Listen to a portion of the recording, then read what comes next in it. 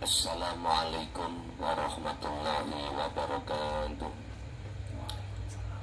Ila hadratin Nabi Mustafa Rasulullah sallallahu alaihi wasallam wa ala alihi wa azwajihi wa dhurriyyatihi wa qarabatihi wa ali baitihi wa ashabil kiram wa ila jami'il anbiya wal mursalin wal awliya wa syuhada wa salihin wa tabi'ina salihin ila yaumiddin, khususan ila jami'i masyayikhi ila mundahum wa syekh ibnu Atta'illah wa furu'ihi wa usulihi wa masyayikhihi wa ahli baitihi wa ila abaina wa umadina wa azdatina wa masyayikhina wa auladina wa azwazina wa dhurriyatina wa ahli baitina wa jami'i man tabi'ana, khususan jami'il arwah fi hadil majlis wa ghairahum lahumul fatihah.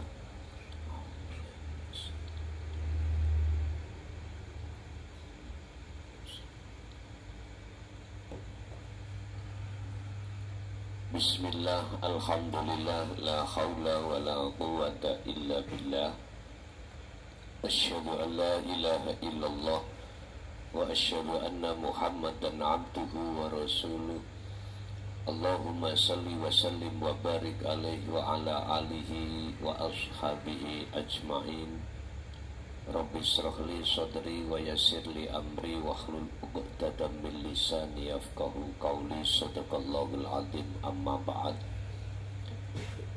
Hadratul muhtaramin, dumateng para alim, para ulama, sesepuh bini sepuh, tokoh masyarakat, tokoh agama sewilayah Kota Madia, Surabaya, tepatnya di Semampir, Sahibul Bait, dan seluruh keluarganya, Bapak Ibu jamaah yang hadir di majelis, kulluhum ajmain rahimakumullah. Puji syukur alhamdulillah, malam hari ini kita masih diberikan Allah satu anugerah di mana kita dikumpulkan di sini majelis dalam keadaan iman dan ihsan. Untuk malam hari ini, berhubung ini adalah hari tenang dan kami pun di rumah juga sangat sibuk menghadapi pilkada di desa, izinkanlah ini nanti kami hanya memberikan tanya jawab 2 orang aja, karena kami nanti harus langsung beranjak merapat terhadap seluruh jajaran keamanan di rumah dalam rangka pilkada. Untuk malam hari ini kita akan membahas tentang janganlah kau sia-siakan waktumu. Janganlah kau sia-siakan waktumu. Dalam satu hari, satu malam, Allah kasih waktu kita untuk senantiasa berzikir, untuk senantiasa bermunajat pada Allah, baik di dalam ibadah murni maupun tidak murni. Semua Allah hadapkan terhadap kita semata-mata liyabluwakum ayyukum ahsanu amala, menunggu manusia itu biar lekas bertaubat, biar lekas kembali kepada Allah. Tetapi setiap hari Allah tunggu kita untuk menemuinya. Akan tetapi banyak manusia yang tidak mengindahkan yang Allah berikan, sehingga sibuk hati kita, bukan jasmani, bukan, tapi hati. Sibuk hati kita selalu mendengarkan dan ajakan nafsu di dalam hati kita masing-masing. Untuk apa? Inna nafsa la'amaratum bisu, terhadap kita untuk melalaikan Allah dengan cara yastahibbunal hayatad dunya. Dijadikanlah kehidupan dunia ini terasa indah, terasa kekal, terasa abadi, sehingga jelas kita lalai pada Allah. Sampak-sampak Allah dawuh, wal asri innal insana lafi khusrin. Demi masa sesungguhnya banyak manusia itu yang sangat merugi, dikarenakan waktu demi waktu banyak manusia yang lalai pada Allah. Illal ladina amanu wa amilus solihah wa tawasau bil haqqi wa tawasau bis sabr. Kecuali orang-orang yang hatinya selalu mendengarkan seruan Allah untuk bertemu, yang disebut illal ladina amanu wa amilus solihah. Itulah golongan-golongan manusia yang hatinya itu senantiasa memanfaatkan dan menggunakan setiap aktivitas sebagai momen untuk munajat dan bertemu Allah. Tentunya ini jikalau tidak dilandasi hati dengan zikir, tidak akan pernah bisa bertemu terhadap Allah. Oleh sebab itu Syekh Ibnu Athaillah di sini akan memberikan tanda-tanda orang seperti itu dikatakan hati yang bodoh terhadap Allah, hati yang menyia-nyiakan waktu yang Allah berikan. Di dalam maqalah 25, qala musannifu rahimahullah, ma taroka minal jahli syai'an man arada ayyuh ditha fil waqti ghairaha adharullahu fihi. Namanya kebodohan hati, dikatakan bodoh di dalam hati kita pada Allah jikalau kita menyia-nyiakan waktu. Sekali lagi saya katakan, dikatakan hati yang bodoh terhadap Allah adalah hati yang menyia-nyiakan atas waktu yang Allah berikan terhadap kita, dan kita tidak lekas untuk menjadikan satu fasilitas bermunajat untuk bertemu Allah. Ibu bapak mohon maaf, karena itu lebih baik dari panjenengan tidak.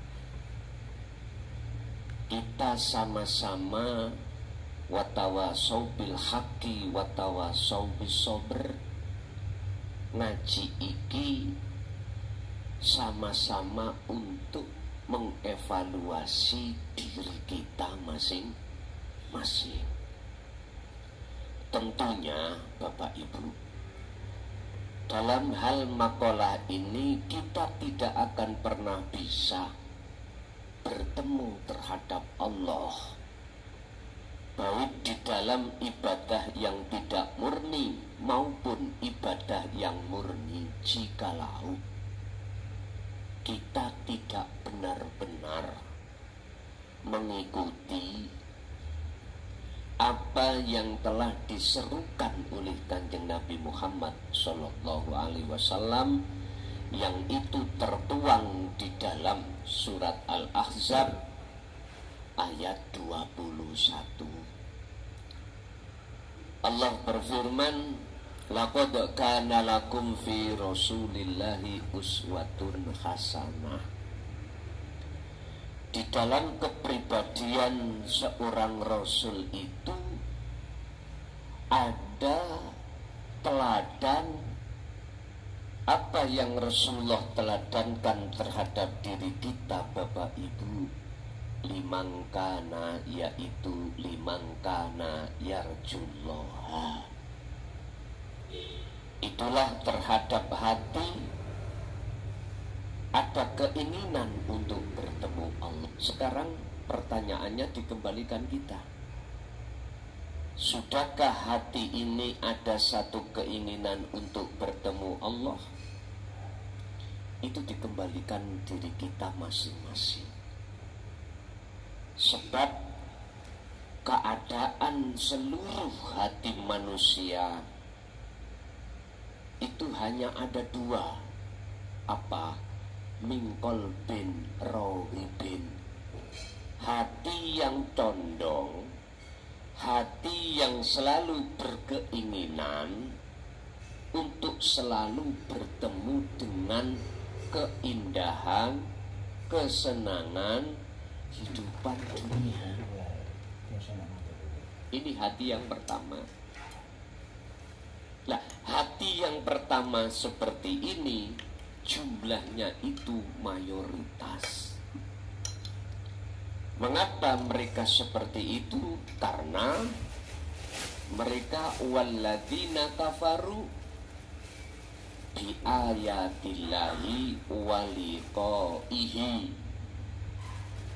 Karena mereka mengingkari dari wahyu-wahyu Allah yang mendidik hati seorang manusia untuk bisa mengesahkan kepada Allah, untuk kembali kepada Allah, untuk meninggalkan belenggunya hawa nafsu. Ikut diingkari. Waliqaihi, dan juga mengingkari atas pertemuan terhadap Allah.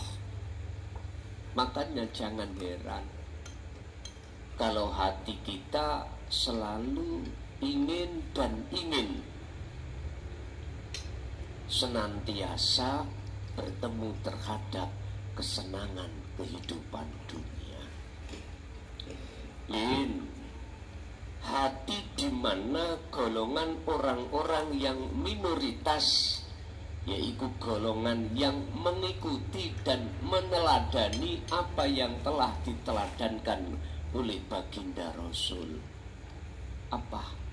Hati condong ingin untuk mengeluarkan sinyal frekuensi hati untuk ada keinginan bertemu Allah. Ini harus kebalikan dari apa yang ayat di depan kami sebut. Kalau banyak orang-orang itu mengingkari dari firman atau wahyu Allah dan bertemu Allah, berarti ini tidak mengingkari. Prosesnya ada di situ. Ketika saat ajaran dinut tauhid Allah sampaikan, kita hati ini yastami'unal qaula, mendengarkan dan beriman. Kebanyakan ini Bapak Ibu kalau sudah umur 40 ke atas, biasanya gitu. Yang 40 ke bawah kadang-kadang. Mengapa demikian? Karena kita yang 40 ke atas, lebih-lebih 60-70 sudah merasa mendekati satu kematian. Padahal kalau kita bicara kematian, tidak harus mesti tua dulu, tidak harus mesti sakit dulu. Tidak. Kanjeng Nabi berapa beliau umurnya? Beliau umur 25 tahun itu baru nikah. Sebelum nikah beliau itu sudah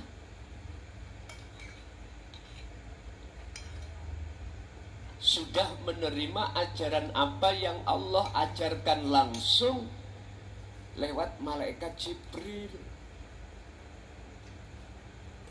Terus alih-alih sampai jam itulah Kanjeng Nabi. Gitu saya. Oke Bapak Ibu. Tapi Rasulullah tidak pernah mengatakan saya ini Nabi dan Rasul lebih baik daripadamu. Artinya rasa ujub, rasa takabur, rasa riak dalam hati baginda Rasul itu Allah reksa, Allah selamatkan.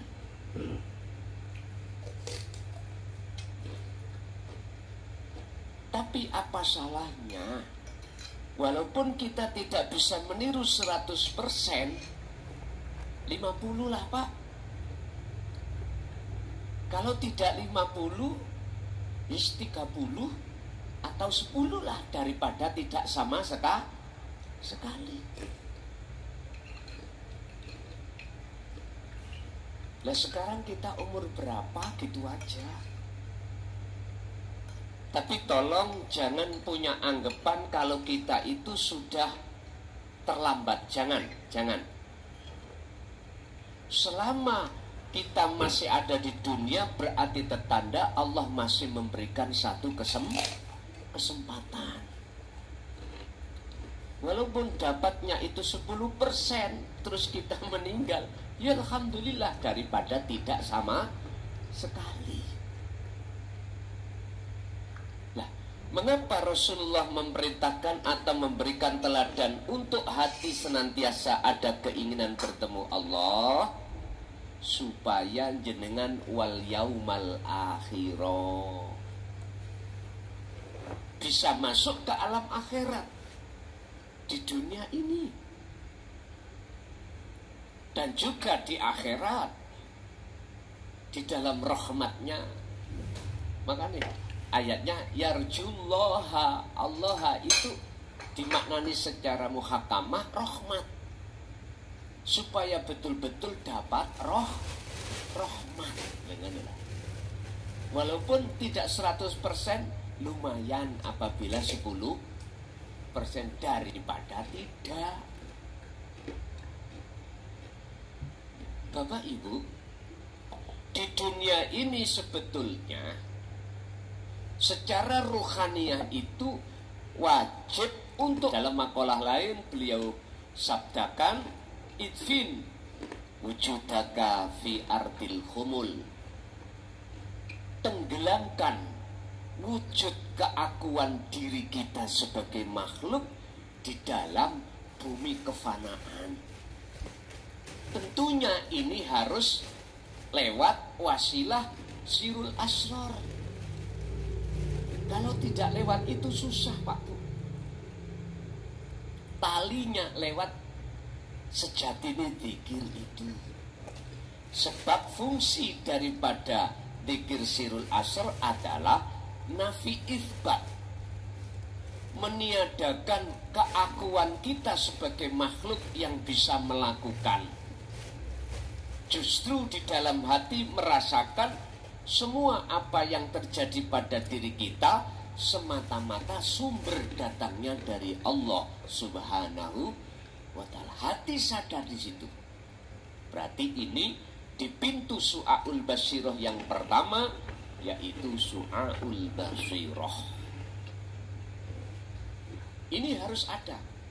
Makanya Allah katakan liman kedue wong terhadap orang kana kang ada kang ono sapa man iku yarju, ada satu keinginan Allah untuk bertemu Allah. Otomatis jenengan harus dalam hati merasa bahwasanya Allah tidak jauh lagi sekarang, Allah sudah dekat dalam diri jenengan. Kita dulu sebelum menerima ajaran yang seperti ini, kita anggap Allah jauh Pak. Mungkin ada yang mengatakan di atas sab langit 7 ada arsy, Allah di kursi sana. Itu angan-angan kita dulu. Udah nggak bisa. Kita merasa kalau Allah itu dekat, padahal di dalam Al-Quran saya cari keterangan tentang masalah Allah di mana itu nggak ada. Belum menemukan saya kalau mengatakan Allah itu jauh. Justru yang saya temukan Allah itu dekat, bahkan lebih dekat dari urat nadi atau urat leher. Terus bagaimana kita bisa untuk membedah terkait ayat ini bahwasanya Allah itu dekat, bagaimana? Inilah yang terpenting menurut saya, khusus untuk umat Islam dan umumnya untuk umat manusia. Maka disinilah akhirnya asbabun nuzulnya ayat Allah turunkan, huwallazi arsala rasulahu bil huda wa dinil haq, dinit tauhid, agama yang mengajarkan untuk mengesahkan pada Allah, untuk Allah itu kita esahkan, ilahukum ilahu wahid. Setelah itu kita terima dan kita lakukan satu ritual yang disebut kholwat atau uzlah, maka disitulah proses meninggalkannya ruhaniyah alam dunia ini. Untuk kemana? Wal yaumal akhirah, masuk di dalam alam akhirat. Kanjeng Nabi Isra Mi'raj iku sanepan secara hakikat. Masjidil Aqsa itu sanepan, sab langit 7 ya sanepan, Sidratul Muntaha ya sanepan, miturut hakikat. Nek miturut syariat ya memang benar. Bapak Ibu, itulah yang dimaksud beliau itu masuk ke alam akhirat. Alam di mana hanya dihuni Allah saja. Ingat, dalam satu keterangan di dalam hukum syariat dulu, besok itu kita akan menghadapi yaumil qiyamah. Semua dibunuh oleh Allah. Malaikat dibunuh. Seluruh makhluk yang ada di langit dan di bumi, ma fis samawati wa ma fil ardi, seluruhnya dihancurkan. Setelah itu kita menghadapi masa yaumi yub'ats, hari kebangkitan. Setelah itu yaumil hisab, hari perhitungan. Nah, di sini semua menurut hakikat adalah sanepan atau isyarah. Artinya apa? Di dunia ini jenengan harus terlebih dahulu melewati alam yang seperti ini tadi. Dengan cara bagaimana? Wa dzakarallaha katsiran. Kembali lagi disuruh untuk selalu ingat pada Allah. Ingat dalam hal ini, sadar. Dzikir dalam hal ini adalah la ilaha illa anta. Lalu sampailah jenengan la ilaha illa ana. Kesimpulan nih Bapak Ibu, tolong sak mampu dalam diri kita masing-masing, waktu apapun yang setiap hari 24 jam Allah berikan terhadap jenengan, hati jenengan tolong berhenti dulu. Untuk apa? Untuk nyadari, merasakan kehadiran Allah di dalam diri jenengan yang menggerakkan jenengan. Dengan begitu jenengan tidak akan pernah mudah untuk ngaku bisa gerak sendiri. Kalau ini sudah sampai tanamkan dalam hati, aku yakin nanti gerak yang ada pada diri klub sebab digerakkan Allah, enggak. Nanti jenengan akan masuk di dalam ainul basirah. Semua itu adalah af'alullah, geraknya Allah. Barulah nanti jenengan masuk di dalam hakul basirah, bahwasanya wujud nyata batine Allah sudah nyata di dalam basirah mata hati panjenengan. Setelah itu Allah pasti akan memasukkan jenengan wujud nyata dohiri Allah, sehingga Allah di dunia ini mungguh jenengan yang sudah di zona ini, Allah itu bisa dilihat dengan mata hati juga dengan mata dohiri. Pun Bapak Ibu, kalau sudah ada di sini, tolong saya berpesan jangan pernah diucapkan di tengah umum. Lebih-lebih mereka yang tidak mengerti. Nanti Allah sendiri yang memahamkan beliau-beliau. Seiring berjalannya waktu, dia melakukan ilmu, amal, dan istiqomah. Oke, Bapak. Nasihat makalah beliau dalam kitab hikam ini, mudah-mudahan walaupun tidak semua anak turun kita dibuka pintu hatinya untuk lekas kembali kepada Allah sebelum ajal menjemputnya. Oke, kita masuk pada sesi tanya jawab ya. 2 orang, Bapak 1, Ibu 1. Mohon maaf karena keterbatasan waktu kami. Nggih, monggo Bapak itu dulu. Assalamualaikum warahmatullahi wabarakatuh.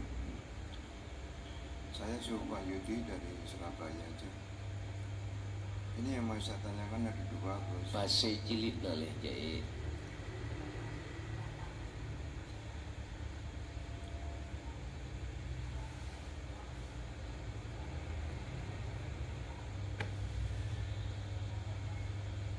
Ini saya Gus pangapunten. Kula badhe tanglet untuk 2 pertanyaan. Yang pertama, untuk sabar dan syukur itu untuk tingkatannya tinggi mana, Gus? Antara sabar dan syukur. Sabar Dan syukur. Sabar ketno suarane. Ya, sabar dan syukur, Gus. Ya. Terus yang kedua, di saat waktu kholwat, di mana kita sudah dalam alam kekosongan, tidak ada diri kita sendiri yang di dalam kholwat tadi. Tapi artinya apa ini, Gus? Suatu saat kita diturunkan di dalam kasab. Saya melihat di situ dalam keadaan makhluk-makhluk manusia tadi itu berbentuk seperti hewan, Gus. Jadi pada saat kita kholwat tadi itu langsung ditunjukkan bahwa manusia semuanya itu yang saya lihat itu adalah berwajah hewan. Itu aja, Gus. Artinya matur nuwun pangapunten. Assalamualaikum warahmatullahi wabarakatuh. Waalaikumsalam warahmatullahi wabarakatuh. Sabar dan syukur. Dalam pandangan hukum hakikat, sabar itu gak ada batas, Pak. Kalau pandangan hakikat ruhaniyah tidak ada batas. Artinya bagaimana kita betul-betul duduk di tengah-tengah sabar, sebab innallaha ma'as-sabirin.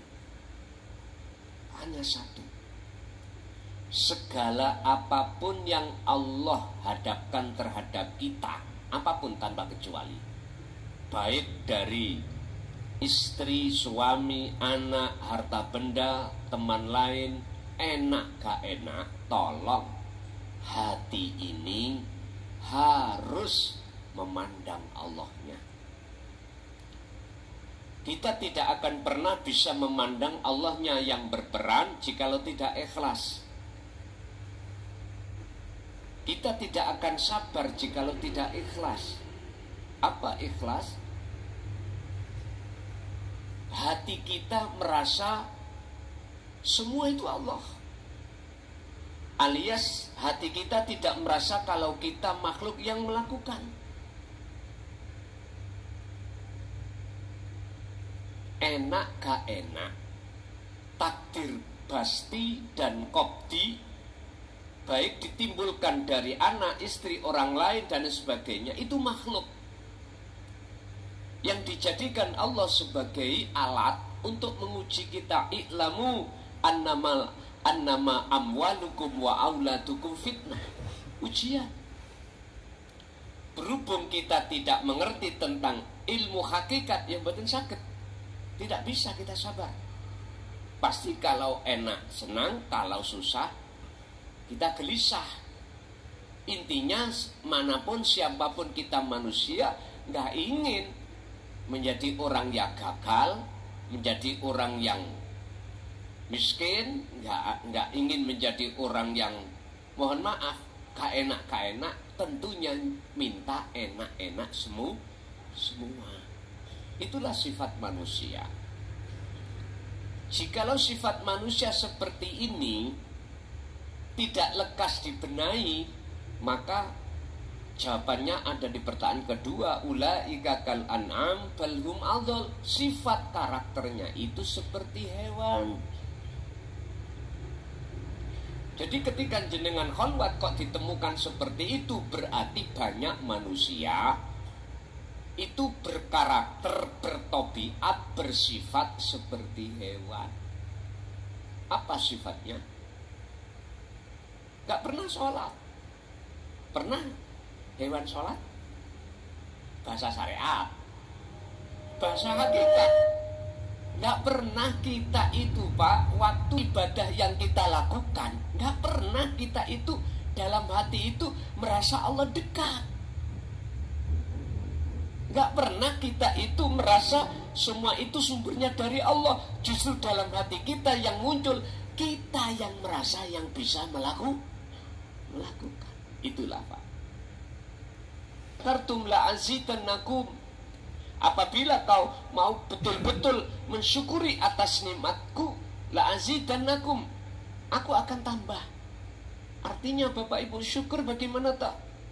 Kita mengucapkan terima kasih, alhamdulillah terhadap yang memberi. Otomatis kita harus ketemu yang memberi. Itulah syukur. Kalau kita hanya berucap saja, tidak bertemu terhadap yang memberi, itu syukur secara syar'i, lesan aja kita, tapi hati kita belum bersyukur. Jelas nggih? Nggih. Lanjut, Ibu. Ada enggak Ibu? Monggo.